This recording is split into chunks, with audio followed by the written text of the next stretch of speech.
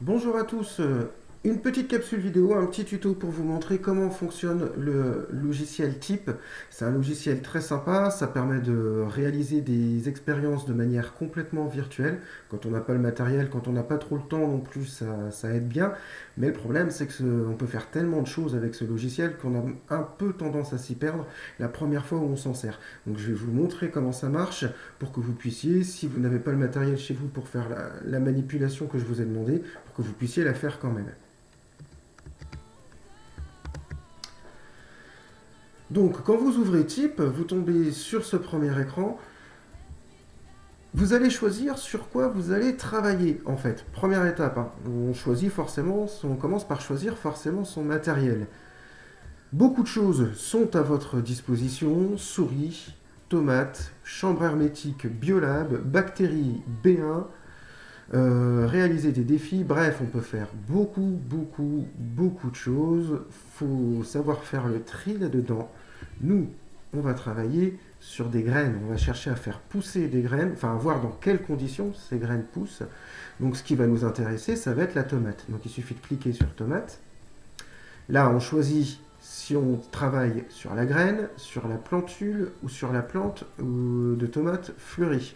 Nous, on va travailler sur la graine. On clique sur la graine. À partir de là, on choisit le contenu du pot. Est-ce qu'on va mettre de la terre? Est-ce qu'on va mettre du coton? Il vaut mieux mettre du coton. On l'avait vu avec certains d'entre vous en classe, ça permet de voir tout de suite si la graine est en train de germer. Donc nous, on va travailler sur du coton. On choisit le type d'arrosage.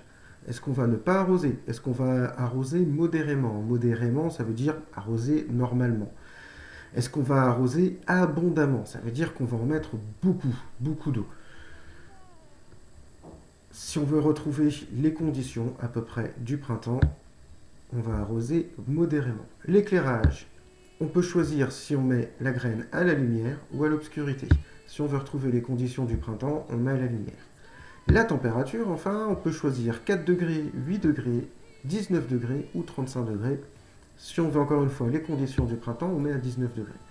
Je résume, notre graine, elle est dans du coton arrosé, dans un éclairage lumineux, et à 19 degrés, c'est notre témoin, c'est l'expérience témoin. Vous pouvez cliquer sur attendre 7 jours et observer le résultat. Je ne cliquerai pas dessus, je vais vous laisser faire. Je ne veux pas tout spoiler non plus.